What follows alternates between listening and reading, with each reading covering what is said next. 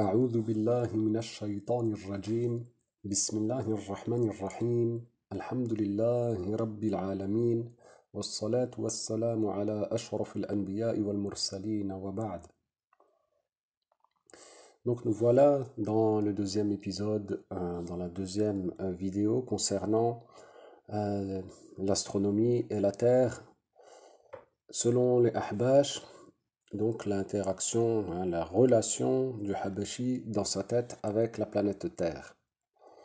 Donc je vous présente à nouveau ce formidable instrument qu'est l'astrolabe et je vous enjoins à vous renseigner sur cet appareil et à découvrir combien il est fabuleux. Voilà, nous en étions arrivés globalement ici, à gauche, la planète Terre, selon ce à quoi mène la croyance habashite, et à droite, la planète Terre, selon Al-Kawthari et Al-Fakhr al-Razi. Voilà donc la problématique plus en détail, comme j'ai vu qu'il y a nombre de personnes qui ont besoin d'explications supplémentaires. J'avais prévu le coup en laissant justement une deuxième vidéo afin d'éclairer et d'éclaircir d'éventuels points qui nécessitaient ou qui nécessiteraient exposition. Donc voilà le principe. Si on prenait le haut de l'écran ici comme haut absolu et le bas comme bas absolu dans notre schéma. Et il y a la notion du haut relatif, c'est-à-dire le haut par rapport à une personne en prenant la personne elle-même en référentiel.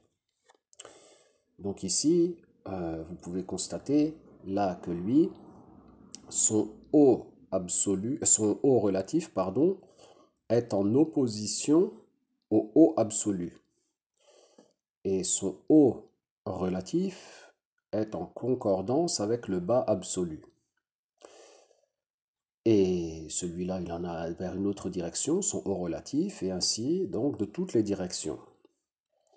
Et dans la tête du Habashi, il faut croire qu'il y a finalement que le haut absolu et que de toute façon le haut relatif est le haut absolu, ou pour certains qui croient que c'est en diagonale, mais ça reste toujours haut, plus ou moins haut, selon ce qu'ils arrivent à imaginer dans la tête, toujours avec la problématique du champ de vision de ceux qui seraient en diagonale, que le Habashi de base n'a pas pensé à ça. Donc voilà, donc la présentation qui est faite. Donc je précise bien sûr que Al-Fakhr al-Razi et Al-Kawthari, rahimahumullah, qui ont expliqué que c'est comme ça, et ils savent qu'il y a un haut absolu et qu'il y a un bas absolu. Taïeb. Prenons l'exemple, donc maintenant, s'il y avait un Habashi qui, justement, ne serait pas d'accord avec cela, et qui verrait qu'il y a là danger de kufr. Donc lui, il ne serait pas d'accord avec ce schéma-là, en raison du fait que pour lui, cette personne-là aurait le haut relatif qui concorderait au bas absolu, et donc il n'aurait pas la tête dirigée vers le paradis et les sept cieux en haut, mais il aurait plutôt la tête dirigée vers les six terres et vers l'enfer, ce qui pose dans la tête du Habashi un gros problème. Donc, en imaginant donc toujours le Habashi dans notre schéma, qui ne serait pas d'accord donc, et qui mettrait donc la pression en expliquant qu'il ne faut surtout pas contredire l'islam et qu'il ne faut pas croire que des personnes seraient orientées avec la tête donc vers le bas absolu. Donc malgré le mécontentement habashite qui règne en leur esprit, il faut savoir que le fait qu'il y ait un haut absolu et que la personne aurait son haut relatif à l'opposé du haut absolu, en quoi donc aurait-il contredit l'islam? En quoi donc aurait-il contredit l'islam par cette croyance que voilà? Alors, le Habashite, il explique que souvent dans leurs répliques, ils expliquent que les invocations, lorsque l'on les fait, alors on a les mains dirigées vers le haut, yani, et que donc, pour eux, dans leur tête au Habashite, quand tu lèves les mains, la direction, la droite, hein, si tu traçais une ligne de tes mains à ton haut relatif, donc le haut absolu dans sa tête, ou du moins le haut quand même, même si c'est en diagonale dans sa tête aussi, pour ceux qui ont pensé comme ça, dans tous les cas, elle serait tournée donc vers le premier ciel, vers le paradis, et non pas vers l'enfer, ce qui lui pose un gros problème, que d'avoir les paumes tournées vers l'enfer, nous explique-t-il. Mais le truc, c'est que les Ahbash eux-mêmes enseignent que le prophète Muhammad sallallahu alayhi wa sallam, qu'il a fait une invocation en tournant les paumes vers le bas par rapport à lui. Et donc il n'y a pas ici de danger de mécréance, et il n'y a pas même de péché à croire cela. Hein, c'est plutôt le contraire hein, qu'il faudrait dire, hein, qu'il ne convient pas d'attribuer au prophète sallallahu alayhi wa sallam d'avoir fait un acte et puis ensuite de s'en prendre à ce qu'implique, ou plutôt à ce que, oui, à ce qu'implique l'acte dans la tête de la personne en question. Hein. Et je rappelle, ce sont les Ahbash eux-mêmes hein, qui enseignent cela. Alors, oui, le Habashite, il n'avait pas pensé. Alors, il va te dire, oui, mais il ne faut pas croire que les gens croiraient que le haut relatif, euh, en réalité, yani, il ne faudrait pas que les gens aient la croyance que le haut relatif ne correspond pas au haut absolu, sinon ça les mènerait à des mauvaises croyances ou bien à des mauvaises conclusions ou à des mauvaises pensées parce que cela poserait un grave problème. Mais il est où le problème de considérer qu'il y a un haut relatif à chaque personne selon son orientation et qu'il existe un haut absolu et un bas absolu.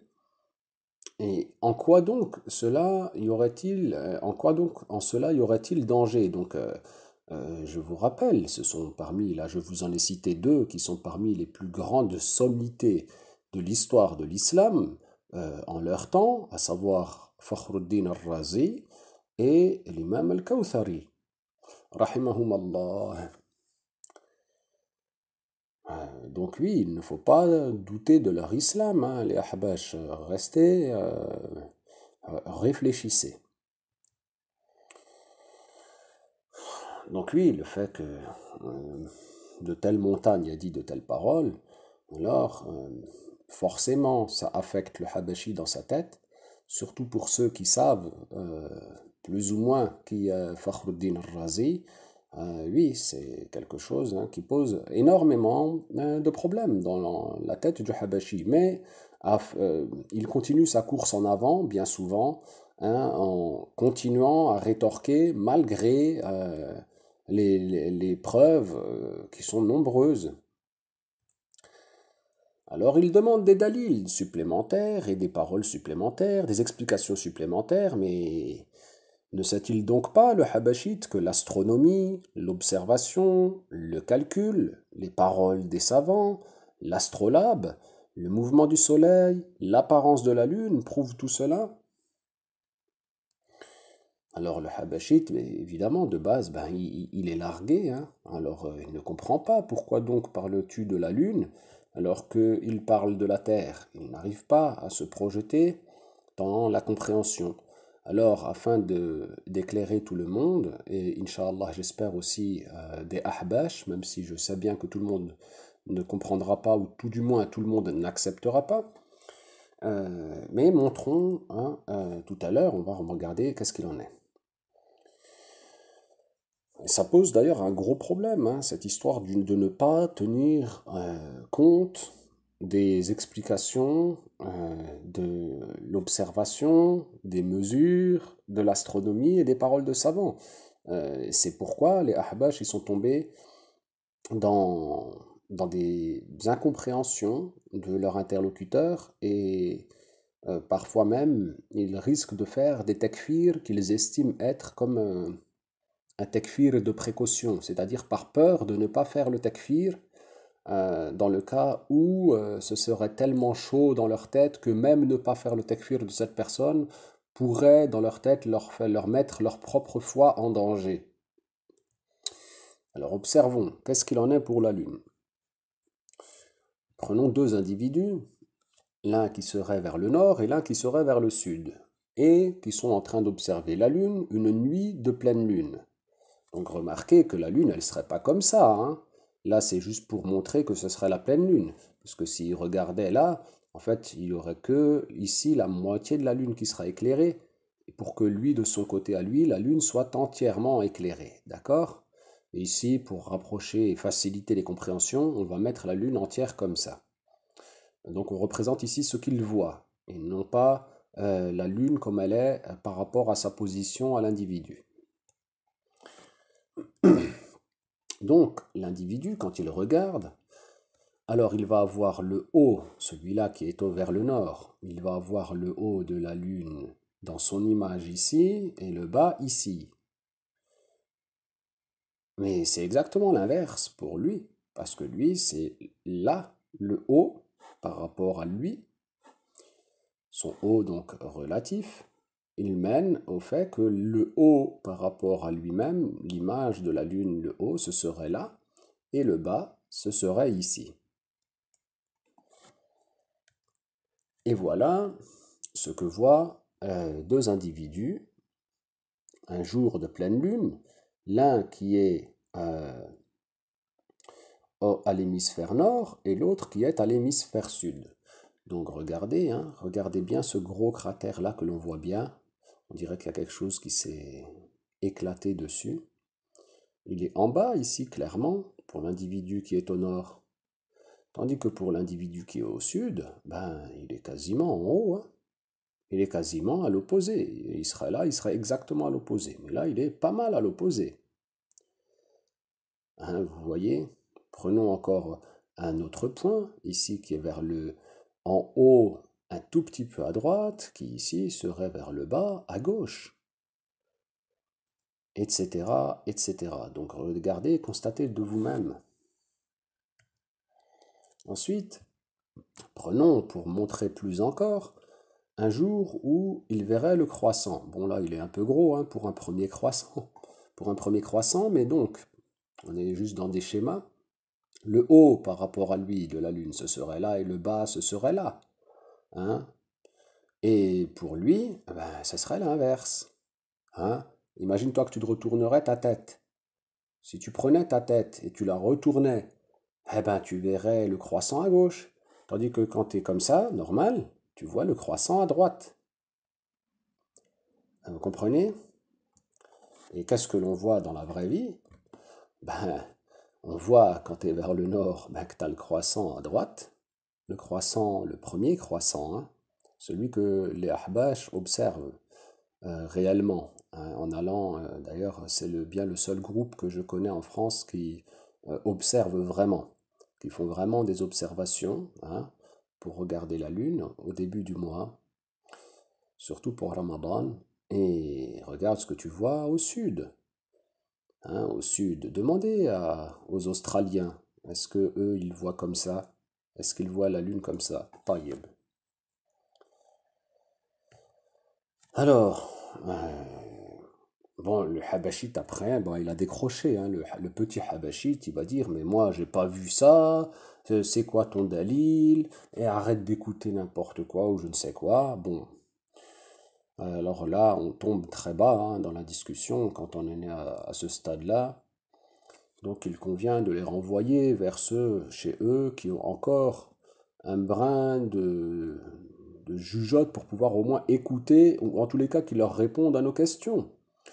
Puisque quand le soleil culmine, quand il est au plein sud, donc vous, c'est ce que vous avez appris les Ahbash dans le Mukhtasar, hein, concernant la prière du Dhuhr. Vous avez appris que le soleil, il est à son point de culmination, qu'il est à son zénith, hein, et non pas au zénith d'ailleurs, comme ils le disent parfaitement les Ahbash, qu'il est au plein sud. Eh bien, demandez donc alors à Salim Alouane s'il enseigne cela chez lui là-bas en Australie, ou est-ce que le soleil, quand il est à son zénith chez eux, pour savoir pour la prière du Dhuhr, est-ce qu'il est plein sud ou est-ce qu'il est plein nord? Donc ça, c'est pour vous appeler à la réflexion. Il faut réfléchir. Donc voilà maintenant ce qui nous intéresse et ce qui pose problème à beaucoup de gens, ou en tout cas à nombre de gens. Ils nous disent, mais comment comprendre alors la situation de la planète vis-à-vis du premier ciel, du Arsh, vis-à-vis de l'enfer et des six terres, etc. Alors comme je vous ai dit, hein, Al-Fakhr al-Razi, il sait qu'il y a sept cieux, hein. Ouais, quand même. Donc, il est où le problème?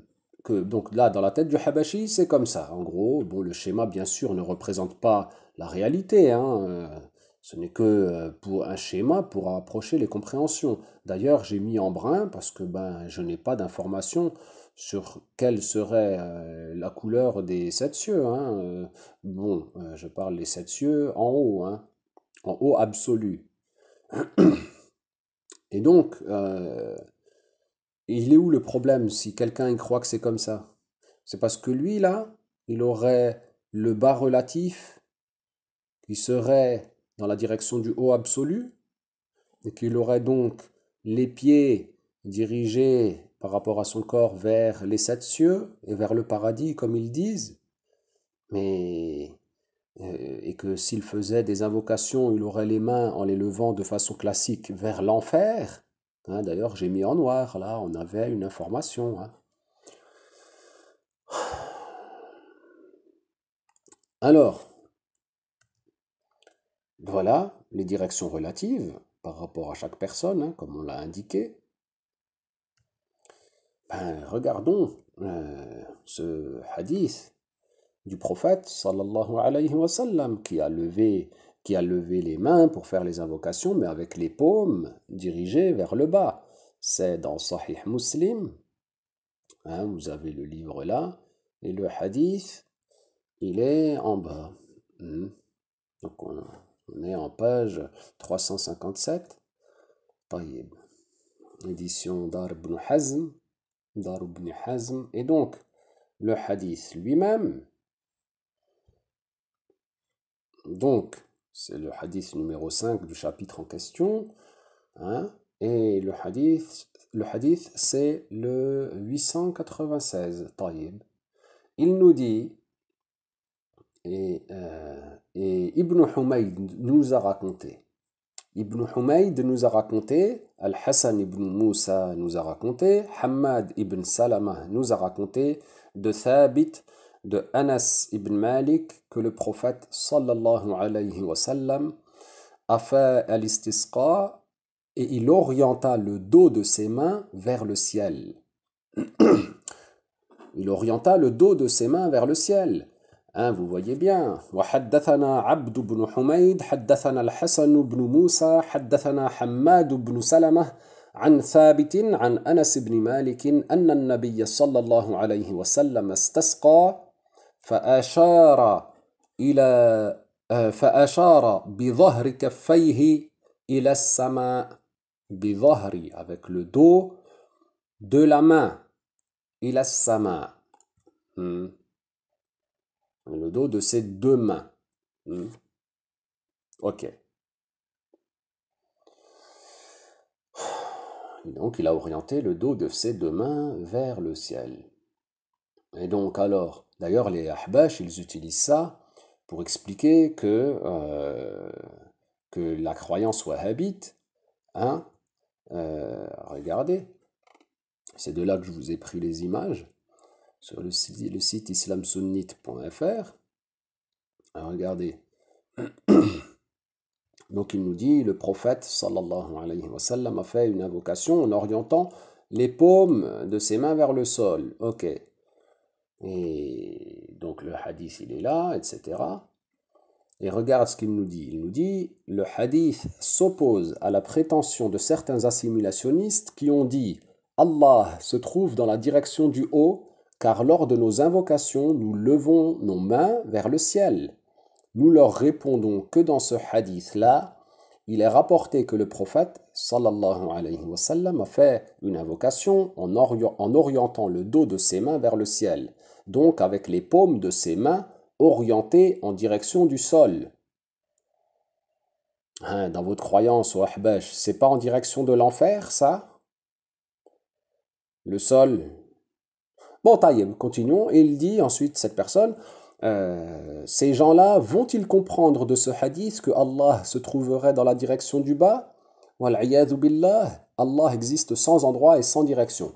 Bravo, la démonstration est impeccable. La démonstration est impeccable, prouvant clairement la croyance des musulmans. Alhamdulillah, c'est très bien. Oui, mais le truc, c'est que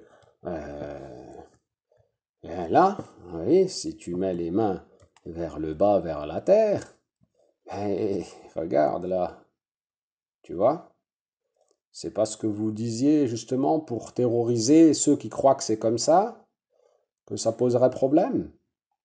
Comment donc cela poserait-il problème alors que c'est que le prophète sallallahu alayhi wa sallam a orienté le dos de ses mains vers le ciel? Taïb. Ok. Donc voyons maintenant cette histoire justement d'invocation d'ailleurs, qui a été maintes fois évoquée. Donc si on prend donc la terre comme elle l'est réellement, et avec le haut absolu qui est indiqué et le bas absolu, et le haut relatif de ces deux individus qui s'opposent l'un à l'autre, et que chacun invoque. Donc lui, il aurait les paumes dirigées vers le haut absolu, et lui, il aurait les paumes dirigées vers le bas absolu. Eh bien, quel est l'empêchement que les invocations se dirigent vers le haut absolu, hein, par rapport au texte qui mentionne cela, qui sont dans la tête du Habashi pour lui faire dire, qui lui, dans sa tête, qui lui mettent la pression pour dire le haut c'est le haut. Yani, qui veut surtout pas croire comme ça, c'est par rapport à des textes. Et donc, il est où l'empêchement que l'invocation, elle montrait physiquement comme ça, et que celle-ci, elle montrait aussi comme ça, par rapport au haut absolu, hein? Parce que ils vont dire quoi? Parce que oui, mais ça mènerait que par rapport à lui, en fait, ça descend. Mais quelqu'un qui ne sait pas, il ne sait pas, hein? Et ça change quoi? Ce sont des choses que tu ne vois pas, toi, ces choses-là, hein? Tu les vois pas, toi, tu peux pas m'indiquer exactement là, où elle est, ton invocation, pour qu'on puisse la suivre au laser, hein? Comme ici. Bon, et yani, il est où l'empêchement et il est où le coufre? Ou bien elle serait où ici la terreur de la contradiction et du coufre?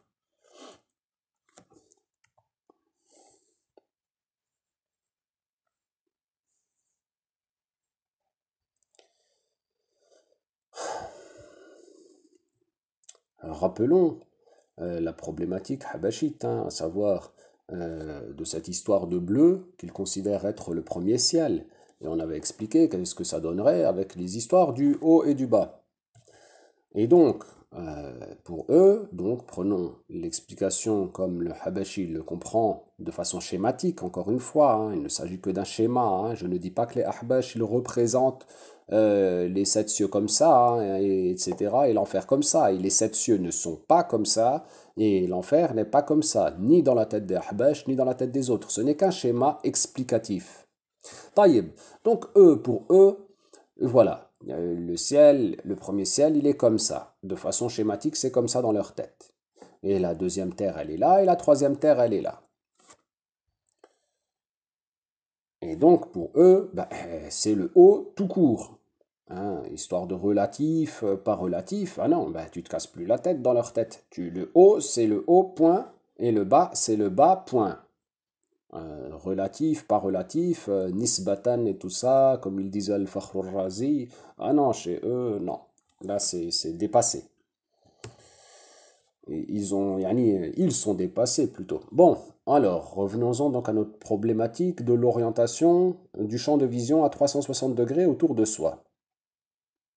Si on prenait donc la représentation du ciel chez eux, ben, il ne serait pas collé, hein, puisqu'il y aurait séparation entre le ciel et la terre, la surface de la terre, là où est la personne. Sinon, on serait écrabouillé par le ciel, qui est un corps solide, hein, et ainsi de suite.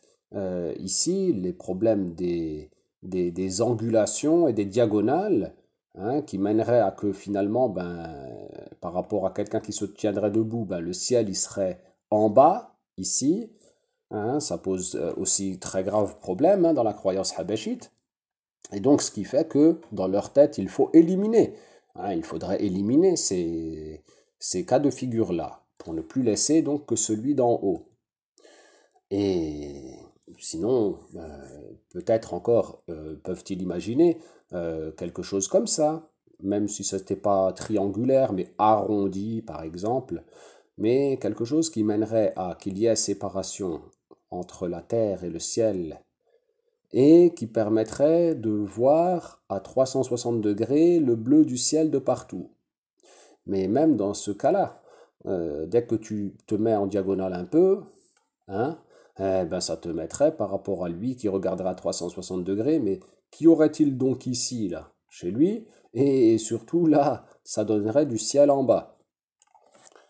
Donc encore une fois, il faudra éliminer tous les autres cas de figure qui ne sont pas strictement alignés.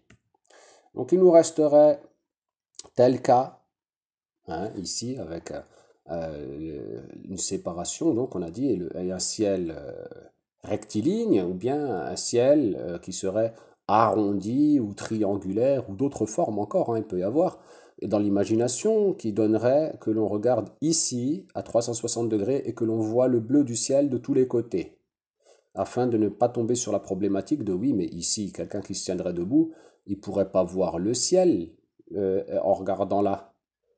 Oui, ou pourquoi son regard se poserait-il dessus? Donc ceci, c'était éliminé parce que regarde, si tu te mets devant la mer, si c'était comme ça, hein, comme là le barré, si c'était comme ça, ben, si tu serais devant la mer, pourquoi donc verrais-tu ici au point de jonction entre le ciel et la mer, pourquoi verrais-tu le ciel jusqu'au bord de la mer? Pourquoi donc ne verrais-tu pas plutôt comme ça? Ah oui, puisque si le ciel il est plat et qu'il est largement au-dessus, et que ce serait le premier ciel que l'on verrait là, dans l'image, là, le bleu, eh bien alors, il n'est pas en contact avec la Terre dans le schéma plat. Sinon, l'observateur, il serait écrabouillé, il ne pourrait pas voir. Donc, si c'était tout droit et que moi, ma vision, elle m'amène tout droit, pourquoi donc n'y aurait-il pas ainsi? Alors, bon, peut-être certains Habashis peuvent chercher à dire oui, mais comme c'est tellement, tellement, tellement, tellement grand, tellement loin, que, en fait, plus tu t'éloignes et plus ça va s'approcher à cause de la distance du ciel, juste, et que les proportions sont tellement incommensurablement grandes que, en fait, il y a une séparation comme ça, comme tu l'as mis dans le schéma, mais qu'elle est tellement petite et tellement fine à l'apparence que tu ne peux même pas la voir. Oui, bon, oui, écoute. Hein, bon, donc revenons à notre histoire donc de forme qui serait comme ça. Donc là, je vous ai mis un autre schéma qui montre que ce serait le bas, hein, que l'on considère. On ne considère pas le haut, on ne parle pas du haut du ciel ici, puisqu'il y a un haut et un bas dans l'épaisseur du ciel. Donc ici, ce serait le bas du ciel qui serait formé telle une voûte, et qui permettrait aux quelques humains qui habiteraient à ce point-là de la planète de pouvoir voir le ciel de part et d'autre. Ben oui, parce que celui qui est de côté, on l'avait éliminé à cause du fait que ça donne un champ de vision vers le bas. Hein. Rappelez-vous, voilà les champs de vision tracés en rouge. D'un côté, ça va vers le haut et de l'autre, ça va vers le bas. Donc cette histoire de planète avec une poignée d'habitants, non, ça marche pas. Ça ne fonctionne pas. Il ne nous reste plus donc que la planète Terre, entourée de l'atmosphère. L'atmosphère bleue que tu vois au-dessus de ta tête quand il fait jour. Et la même atmosphère qui est sous tes pieds. À l'opposé, si tu étais là, debout ici, et que la Terre était transparente, tu pourrais voir l'atmosphère ici de l'autre côté, bleue. Hein, pour peu qu'il fasse jour dans les deux cas, hein, sinon tu prendrais là et là, hein, en passant au travers. Hein, parce que là, l'opposé, il va te dire, oui, ça va être jour-nuit, mais vous avez compris. Yani, si la Terre était transparente, on pourrait voir au travers de la Terre que de toutes parts, il y a de l'atmosphère, ou bien même quelqu'un qui serait dans le noir ici, il pourrait voir le bleu de l'atmosphère de l'autre côté, ala kulli hal. Comprenez, nécessairement, ça te mène la raison, les preuves et les paroles des astronomes musulmans, des savants, il y a tout qui te mène à cela. Et quand même, nous sommes au 21e siècle, hein, donc évidemment, bon là d'ailleurs remarque que si tu sortais de l'atmosphère, hein, ça serait plus bleu, hein. Quand tu sors là, tu as les images des trucs et tout ça, des appareils qui vont nous explorer un peu la planète, et comprenez bien que je ne veux pas me montrer humiliant, mais quand même, c'est pas les Habashis qui vont nous envoyer quelque chose de sitôt, hein, pour aller explorer la planète, hein. Parce que voilà, ça nécessite des calculs, ça nécessite de savoir que la Terre est comme ça pour plein de raisons, hein. Le fait de pouvoir envoyer quelque chose et de le ramener en plus sur Terre, bon, l'envoyer, quoique c'est pas trop dur, mais à la kulli hal, comprenez que il y a l'atmosphère et c'est ça qui fait que tu vois la lumière bleue. Et c'est comme ça dans la tête des gens à la tête, qui sont à la surface de cette planète de façon globale. Maintenant, si on prenait les ahbash et qu'on les mesurait par rapport à l'astrolabe, rien que cet appareil-là, on en fera une vidéo spéciale, Inch'Allah, de démonstration, il ne ferait pas le poids. Il ne ferait pas le poids, rien que par rapport à cet appareil et aux milliers ou je ne sais pas combien de savants qui sont passés avec cet appareil dans les mains, qui l'ont étudié, analysé, utilisé, qui ont démontré, rien que la conception de cet appareil et son utilisation démontrent que la Terre est comme nous l'avons dit. Pareil, si on mettait Al-Fakhr al-Razi sur un plateau par rapport au Ahbash, à lui tout seul, il pèserait plus que tous les Ahbash ensemble. Hein. Ah ben oui, tu parles ici de la lame des Asha'ira, rahimahullah, du glaive des Asha'ira, certains diraient d'un mastodonte, d'un poids lourd, d'un héros de l'islam, hein, d'un des plus grands savants qui a peuplé cette planète. Et face à ça, tu as les Ahbash que, bon, écoute, oui, bon, il n'y a pas de savant chez vous. Oui, le cheikh al-Habashi, il est mort, mais bon, qu'est-ce qu'il disait, qu'est-ce qu'il disait pas, on ne peut pas se fier sur vous, hein. On ne peut pas se fier sur vous. En tout cas, sur ce point-là, je n'ai nulle confirmation que al-Habashi lui-même aurait dit qu'elle est inhabitée en bas. Ce qui ne serait pas d'ailleurs à son avantage, hein, comme prétention. Mais je n'ai pas entendu ça de lui, moi. Par contre, Al-Fakhr al-Razi, ouais, j'ai bien vu lui. Ah, lui, j'ai bien vu, il a bien parlé. La vue aussi vous contredit. Ce que l'on peut voir avec l'œil, que ce soit la lune, que ce soit le déplacement de la lune, que ce soit le soleil, le déplacement du soleil, que ce soit le bleu, hein, le ciel, de façon commune, hein, appelons ça le ciel même si je ne vise pas ici le premier ciel, hein, mais ce qu'on appelle le ciel, hein, l'atmosphère et tout ce que l'on voit autour de nous. Tout ceci aussi, ça vous dément. Ça vous dément formellement. Les calculs, les mathématiques, la physique, appliquées à l'observation et aux mesures, elles vous dément formellement, mais on n'en fera pas exposition pour plusieurs raisons. Déjà, c'est que ça demande un certain investissement supplémentaire, mais aussi et surtout parce que la plupart des gens ne pourront pas suivre, ils ne pourront pas comprendre. C'est trop technique, ça va trop loin, mais rien que le déplacement du soleil et les angles que prend le soleil par rapport à l'observation des gens, rien que ce point-là dément les ahbash de façon formelle. Ça ne laisse, c'est absolument et strictement impossible que ce soit comme les ahbash ils disent. Mathématiquement et physiquement parlant, c'est impossible. L'astronomie. L'astronomie vous contredit et les astronomes musulmans démontrent de façon formelle que la situation n'est pas comme vous le dites, et ceci en grand nombre, hein, surtout avec les experts de l'astrolabe, comme je l'ai dit, mais pas seulement. Hein, les musulmans ont parlé, hein, il faut arrêter de nous faire croire que ce serait les kuffars, les kuffars. Hein. Il faut arrêter de dire cette phrase.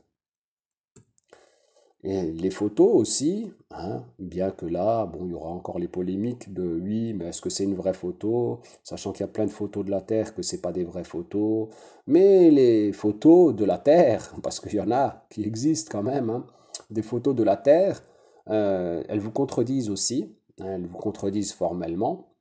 Après, si vous voulez pas y croire, oui, mais il y en a quand même, hein, des photos, hein. D'ailleurs, si tu as Google Maps et Google Earth, c'est vrai ou c'est pas vrai que tu peux retrouver ta voiture où elle était où au moment où tu l'as garée? Hein, moi, je m'amusais à ça quand j'étais plus jeune, quand j'étais encore au quartier chez ma maman, je retrouvais ma vieille Toto rouge avec l'outil qui permet de voir d'en haut. Donc oui, ça voit bien d'en haut, hein, on le sait, c'est formel, c'est clair et c'est net. Donc, du moment où tu as reconnu qu'il y a bien un satellite qui te prend en photo d'en haut, ben, pourquoi il ne pourrait pas prendre la Terre en photo d'en haut? Hein, et puis, pourquoi il ne pourrait pas la prendre de plus loin et assembler des images? Bon, donc, hum. Et les satellites, justement, qui vous contredisent, hein, parce que les satellites, ils nous envoient des indications géographiques par triangulation, afin que l'on puisse savoir notre localisation. Et d'ailleurs, j'ai pu analyser moi-même avec un ami qui est d'ailleurs euh, toi qui étais en formation et qui m'avait demandé de l'aide vis-à-vis de ton projet sur les satellites et qui m'a d'ailleurs j'étais étonné hein, de voir que le contenu de ce qu'envoie le satellite est dans des trames. Ça m'a beaucoup étonné puisque moi j'avais étudié l'informatique et que je savais de quoi il en retournait. Et donc, ce sont des choses qui sont pas, totalement quantifiables, analysables, démontrables. Oui, écoutez, les Ahbash, je ne sais pas moi si vous avez un jour le projet d'envoyer un satellite en haut, mais si vous le faites, si vous arriviez à le faire, il faudrait quand même considérer que on n'envoie pas ça comme on envoie une pierre, hein. Il faut de la science et de la compréhension et de la technique. Et le satellite, lui, après, il peut prendre des images et te les envoyer aussi. Tu peux envoyer, tu peux donner des indications de géolocalisation. C'est ce que vous utilisez vous-même dans la prière. Hein? C'est pas envoyé par des koufars, ça d'ailleurs, maintenant qu'on y pense. C'est pas les koufars qui ont envoyé les satellites, c'est des musulmans qui ont envoyé la NASA et tout ça. Hein. Pourtant, vous utilisez ça pour la prière. Vous estimez que c'est valable d'utiliser le GPS pour trouver la Qibla. Hein? Là, pour l'adoration par excellence, as-salah, hein, vous avez estimé là, ouais, on peut. Mais par contre, pour comprendre la forme de la Terre, là, ça vous aurait bloqué. Hein.